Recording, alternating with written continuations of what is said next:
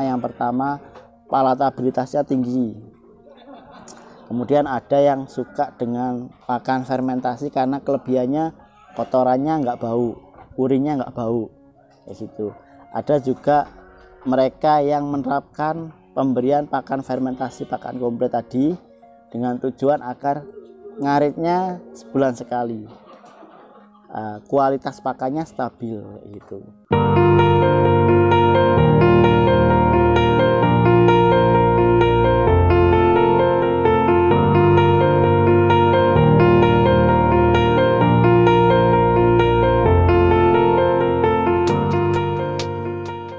Assalamualaikum warahmatullahi wabarakatuh. Jumpa lagi dengan saya Wahyu dari tim Eduternak. Kali ini kita akan membahas seputar ilmu fermentasi ya. Jadi banyak sekali teman-teman yang masih awam seputar ilmu fermentasi. Ini yang bahaya. Jadi teman-teman harus mempelajari lebih detail lagi seputar ilmu nutrisi dulu, seputar bahan baku pakan, seputar formulasi pakan, baru tahapan selanjutnya adalah teknologi pakan ya, kayak gitu. Jadi kalau kita belajarnya ke teknologi pakan dahulu, nanti secara teknis itu nggak bisa bagus, Artinya apa? Artinya kita harus mempelajari ilmu fermentasi ini lebih luas. Nah, fermentasi sendiri itu adalah teknologi yang pertama itu kita nggak bisa menyalahkan fermentasi kalau misalkan ada teman-teman yang gagal dalam proses pembuatan fermentasi, kemudian gagal dalam proses diberikan ke ternak terus ada masalah. Nah, itu bisa jadi karena teman-teman masih memahami ilmunya secara sempit, masih belum secara lebar ya gitu. Nah, jadi zaman dahulu fermentasi itu kalau untuk di pakan sendiri adalah meningkatkan kualitas pakan kayak gitu. Nah, seiring berjalannya waktu mulai muncul yang namanya pakan komplit fermentasi. Artinya ini menjadi solusi buat teman-teman yang peternaknya itu disambi kerja kayak gitu, atau disambi sama bisnis yang lain. Nah, itu dengan kita bikin fermentasi pakan komplit, maka kita cukup ngaritnya itu sebulan sekali kayak gitu, atau bahkan tanpa ngarit. Dan bahkan kelebihannya mungkin dari sisi palatabilitasnya lebih bagus, dari sisi kualitas pakannya lebih bagus. Itu kelebihannya. Jadi pada prinsipnya dalam proses pembuatan fermentasi pun sebenarnya sama dengan proses pembuatan silase. Hanya saja yang teman-teman perlu pahami ya di kadar air tadi. Kadar air harus benar-benar aman. Jadi tidak terlalu berlebihan kadar airnya dan tidak terlalu kurang. Kemudian yang kedua dari sisi kedap udara. Ini harus benar-benar kedap udara, nggak boleh ada udara sama sekali dalam proses pembuatan fermentasi. Terus yang ketiga ya formulasinya tadi.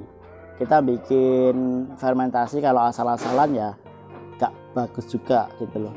Jadi kalau kita hanya sebatas fermentasi suatu bahan dengan tujuan meningkatkan daya cernanya saja, maka itu sebutannya ya hanya bahan yang terolah, belum sebagai pakan komplit yang seimbang. Jadi kalau teman-teman bikin misalkan fermentasi kulit kopi atau fermentasi tongkol jagung atau fermentasi selamper atau fermentasi jerami dan sebagainya, itu adalah fermentasi bahan saja. Jadi kalau teman-teman mau ngasih ke ternaknya ya dipastikan bahwa pakan yang diberikan ke ternaknya itu benar-benar mencukupi untuk kebutuhan hidup pokoknya, kebutuhan reproduksinya, kebutuhan produksi dagingnya, bahkan produksi susu. Jadi kalau hanya asal-asalan bikin, ya kegagalan itu pasti akan ada. Dan karena kita pengawetannya itu sistemnya basah, mau silase atau fermentasi, jika dalam proses pembuatannya itu nggak benar, maka potensi peluang gagalnya, entah itu hanya di bagian atasnya saja atau bahkan keseluruhan, itu tinggi.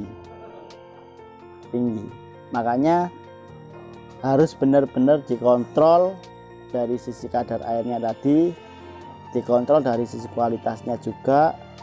Bahkan ketika pas panen itu juga dikontrol dulu, dicek dulu apakah ini layak untuk diberikan langsung ke ternak atau perlu ada dihampar dulu dengan tujuan agar kadar alkoholnya itu menguap kayak gitu, berkurang lah kayak gitu.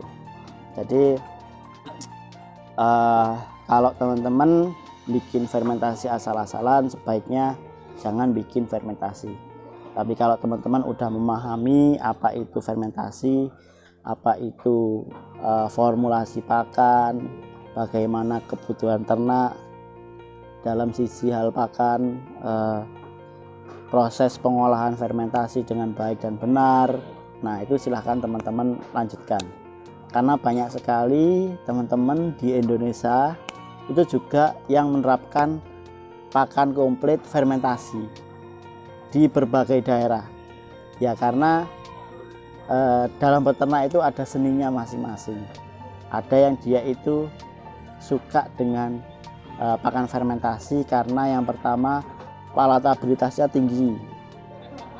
Kemudian ada yang suka dengan pakan fermentasi karena kelebihannya kotorannya nggak bau, urinnya nggak bau, kayak gitu.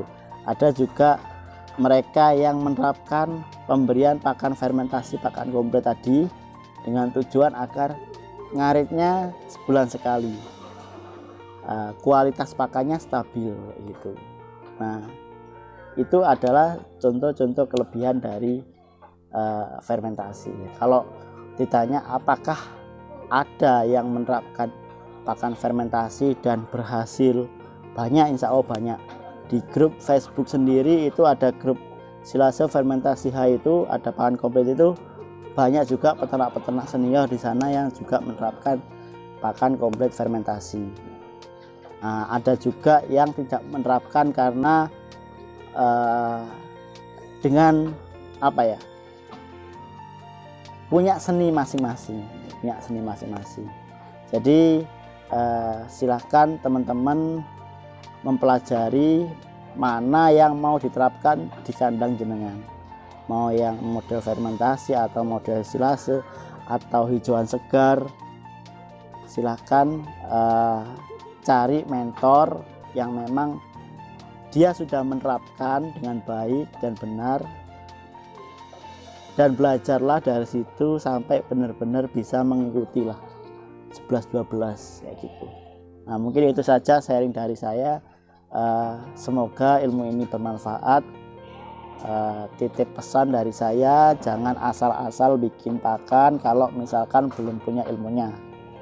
Silahkan teman-teman belajar ke peternak senior yang ada di sekitar, atau bisa mengikuti workshop-workshop yang kita selenggarakan. Jadi teman-teman tetap selalu harus belajar, selalu harus evaluasi pakannya, evaluasi proses pemberiannya dan sebagainya, agar ternaknya bisa produktif dan tidak gampang sakit-sakitan. Assalamualaikum warahmatullahi wabarakatuh.